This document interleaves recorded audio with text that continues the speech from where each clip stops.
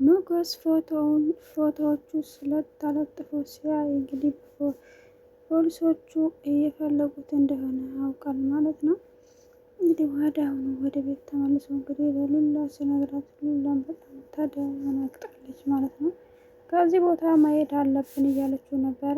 እሱም ደግሞ ያንን ማድረግ አልችልም፣ ምክንያቱም ከፖሊሶች የትም ብሄድ ማለት አልችልም ብሎ ሉሉን እንግዲህ ለና መድብል አሳልፈው ሰጥተዋታል ማለት ነው። እነሱ እንዲደብቋት እሷን እንዲከባከቧት ብሎ እንግዲህ እሷን አታሎ ካፌ ውስጥ አስቀምጦ እንግዲህ ሌላ ሰው መድብል እንዲወስዳት አድርጓል ማለት ነው። እንዴ እሷን ለመጠበቅ ብስል እሱ ደግሞ አሁን ላይ ተደብቆ ነው ያለው ማለት ነው።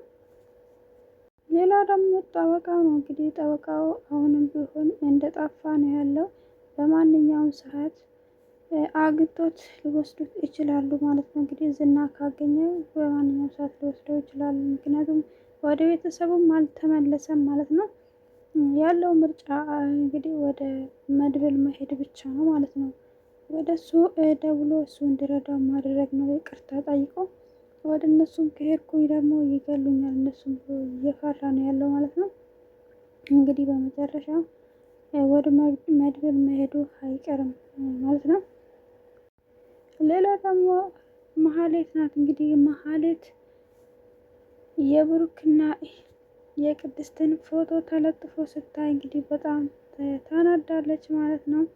እንዴት ነው ለእሷ ቀለበት የሚያስርላት ብላ እንግዲህ እነሱን መበቀል አለብኝ ብላ እንግዲህ ያቀደች ነው ያለችው ማለት ነው። ሌላ ሰው እንደ ሰራተኛ አድርጋ እነሱ ቤትን ለማስገባት እያቀደች ነው ያለችው ማለት ነው።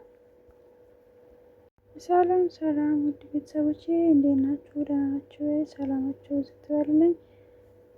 ለዚህ ቻናል አዲስ የሆናችሁ ሰብስክራይብ እያደረጋችሁ ቤተሰብ እየሆናችሁ ላይክ እያደረጋችሁ ምሳሌ ክፍል 142 ተለቋል ማለት ነው። ወዶቼ እንግዲህ በባለፈው ክፍል እንዳየነው ሞገስ እንግዲህ ከቤት ወጥቶ ነበረ። አጋጣሚ ወጥቶ እንግዲህ መንገድ ላይ በየቦታው የእሱ ፎቶ ተለጥፎ ሲያይ እንግዲህ በጣም የደነገጠው ማለት ነው። ምክንያቱም ቪዲዮውን አሳልፎ አልሰጠም ብሎ አስቦ ነበረ። እንግዲህ ዝና ፎቶዎቹ ሲያይ እንግዲህ ዝና አስቦ የእሱን መረጃዎች አሳልፎ እንደሰጠ አረጋግጧል ማለት ነው። እንግዲህ ፖሊሶች እየፈለጉት እንደሆነ ሲያይ እንግዲህ ወዲያውኑ ወደ ቤት ነው የተመለሰው ማለት ነው። ቤትም ቢሆን ተደብቆ ነው ያሉት ሁለቱም። ያው ከእነሱም ነው ከዝናም ከፖሊስም እየሸሹ ነው ያሉት አሁን ላይ ማለት ነው። እዛ ላይ ስራ የለም፣ የሚረዳቸውም ሰው የለም ማለት ነው። እንግዲህ አሁን ላይ ደግሞ በፖሊስ እየተፈለገ እንዳለ እንግዲህ በጣም ነው የተበሳጨ ማለት ነው። ሉላም ይሄን ስታውቅ እንግዲህ አንተን በምንም ታምር አሳልፈህ አልሰጥህም ወይ ከዚህ አካባቢ መጥፋት አለብን እያለችው ነበር። እንግዲህ እሱ ደግሞ እሷን ለመጠበቅ ነው እየሞከረ ያለው። እንግዲህ እሷን በምንም ታምር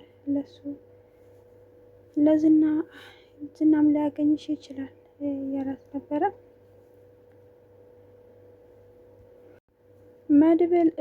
መድብል ጋር እደውላለሁ ብላት ነበረ። እንግዲህ እሷ ደግሞ አልፈቀደችለትም ነበረ። ሆኖም ግን ተደብቆም ቢሆን ደውሎለታል ማለት ነው። እንግዲህ ለመድብል ደውሎ እሷን ብቻ እንዲወስደ እና እንዲከባከበው ነግሮታል ማለት ነው። እንግዲህ ሉላን ደግሞ እንደዚህ ብሎ ሳይነግረው እንግዲህ ይዟት ወጥቶ ካፌ ውስጥ ቁጭ ብሎ እንግዲህ ወደ ሽንት መጸዳጃ ቤት እንደሚሄድ ሰው ሆነው እንግዲህ እሷን ለመድብል ሰጥቶታል ማለት ነው። እንግዲህ በአደራ መልኩ እሱ ደግሞ ተደብቆ እንግዲህ ወንድ ስለሆነ በምንም መንገድ ፖሊሶች ከያዙኝም ይይዙኛል እኔ ወጣዋለሁ ብሎ እንግዲህ እሷን እንድጠብቀው ለመድብል ሰጥቷል ማለት ነው። ሌላው እንግዲህ ጠበቃው ነው። ጠበቃው አሁንም ቢሆን በህይወት አለ ማለት ነው። እሱ በህይወት እያለ ነው እንግዲህ እሱ ይሄ ሁሉ ፈተና እየደረሰበት ያለው ማለት ነው። ጠበቃም ቢሆን አሁን ላይ ወዴትም መሄጃ የለውም ማለት ነው። ቤተሰቦቹም ጋር እንዳይሄድ እንግዲህ እንዴት ብዬ ነው አይናቸው ማየው፣ እንዴት ብዬ ቤት እገባለሁ እያለ ነው ያለው ማለት ነው። ምክንያቱም ይሄ ሁሉ አድርጌ እነሱንም ክጄ ውሸታም ሌባ ነኝ እያለ እንግዲህ ራሱን እየወቀሰ ነው ያለው ማለት ነው። ከዚህ በፊት ለሰራው ነገር እንግዲህ አሁን ላይ ተጸጽቷል ማለት ነው። ሆኖም ግን ማረፊያውን ካስ ስለሌለ ዝና ቢያገኘው አሁንም ድጋሚ ይይዘው እና እያስወግደዋል ማለት ነው። እንግዲህ እሱም በአጋጣሚ የሞገስን ፎቶ ተለጥፎ ሲያይ እንግዲህ እሱም ተደንግጧል ማለት ነው። በእኔ ምክንያት ይሄ ምስኪን ሰው እየተሰቃየ ነው ያለው እያለ እንግዲህ አሁኑኑ ወደዛ ሂጄ መንገር አለብኝ ብሎ ደግሞ ሲያስብ እዛም ከሄድኩኝ ይገሉኛል፣ ካልሄድኩኝም ደግሞ እነሱ እዛም ሄዶ ካልተናገረ ደግሞ ማምለጫ የለውም። ሌላው ነገር ደግሞ እንግዲህ ዝና ፖሊስ ጣቢያ ውስጥ እንግዲህ ሰው አለ ማለት ነው። እሱም ደግሞ አፈላልጎ ይህን ጠበቃ እንዲያገኘው አድርጎታል ማለት ነው። አሁን እንግዲህ እሱም ካገኘ አእምሮትን ማለት ነው። ድጋሜ ካገኘ እንግዲህ እሱ ያለው አማራጭ ወደ መድብል ሄዶ እንግዲህ እነሱን ይቅርታ ጠይቆ ለሚመለከተው አካል እንግዲህ ማሳወቅ ነው ያለበት ማለት ነው። አለበለዚያ ራሱንም ነፃ አያወጣም። እንግዲህ በሞገስንም ነፃ ማውጣት አይችልም ማለት ነው። እንደዛ እዛ ሄዶ እውነቱን ካልተናገረ ማለት ነው። ሌላ ደግሞ እየፈራ ያለው እንግዲህ ቤተሰቦቼን ይጎዱብኛል ብሎ ነው እየፈራ ያለው ማለት ነው። ሌላው እንግዲህ ማህሌት ናት። ማህሌት እንግዲህ አሁንም ሌላ እቅድ አውጥታለች ማለት ነው። እንግዲህ የብሩክና የቅድስት ፎቶ ቀለበት ሲያደርግለት ተለጥፎ ስታይ እንግዲህ በጣም ነው የተናደደችው ማለት ነው። እንዴት እንዲህ ያደርጋል? ሰራተኛ እንዴት ያስርለታል ቀለበት ጭራሽ ተንበርክኮ ብላ እንግዲህ በጣም እየተበሳጨች ነው ያለችው። እንግዲህ ጓደኛ እሷ ቤት እንድትገባና እንድትሰልለት ሁሉም ነገር እኔ የሚፈልገው ሁሉም ነገር ታደርግልኛለሽ፣ ብር እከፍልሻለሁ ብላታለች ማለት ነው። እሷም ደግሞ ሰው መግደል እስካልሆነ ድረስ ምንም ነገር አደርጋለሁ እገባለሁ ብላ ተስማምታለች ማለት ነው።